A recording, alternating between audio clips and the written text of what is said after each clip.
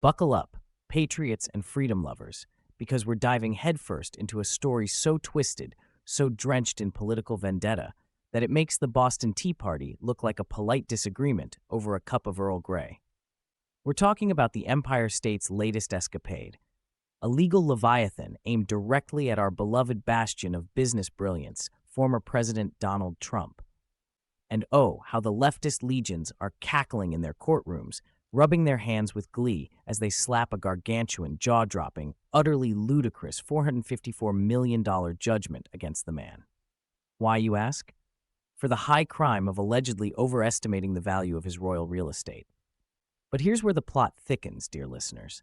This financial fiasco unfolds not in a criminal court, where facts are sacred and evidence is king, but in the murky waters of civil litigation, where the bar for proof is laughably low, and the scales of justice are greased with political bias. Enter stage left, Attorney General Letitia James, who might as well have donned a cape and twirled a mustache as she declared her crusade against Trump the moment she waltzed into office.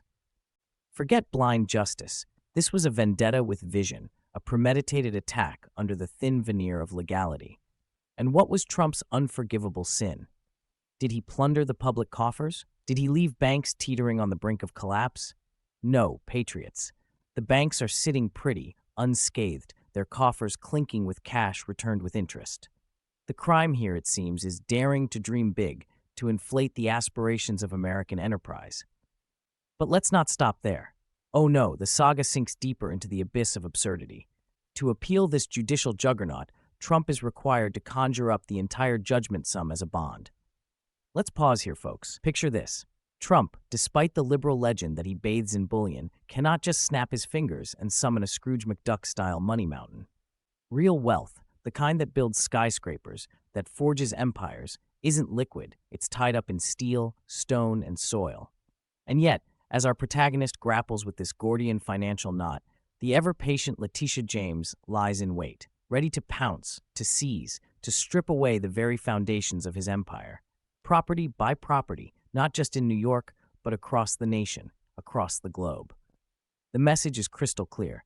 Cross the political powers, and your possessions are forfeit. Listeners, this isn't just a legal battle. It's an all-out war, a crusade against capitalism, a broadside against the very essence of American ambition. This $454 million albatross isn't just slung around Trump's neck. It's a millstone intended to drag down the spirit of enterprise, to stifle the voices of dissent, to smother the flames of freedom with the wet blanket of woke witch hunting. But why the desperation, you might ask?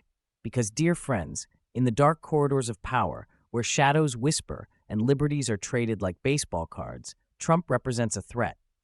Not just because of what he says or does, but because of what he symbolizes.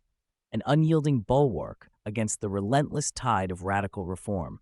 A champion of the common man, a warrior against the wiles of Washington's waning elite. As this legal labyrinth unfolds, as Trump treads the tightrope between tyranny and truth, let us not be mere spectators.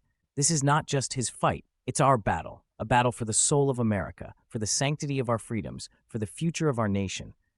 Let us stand, united, undaunted, and unyielding. For in the end, it is not just Donald Trump who is on trial. It is the very essence of American liberty. So keep your eyes peeled, your spirits high, and your faith in justice unshaken, for this courtroom drama is far from its final act. And remember, when the gavel falls, it's not just hitting the bench, it's striking at the heart of all we hold dear. The plot thickens, the battle rages on, and we, my friends, we are all in this together.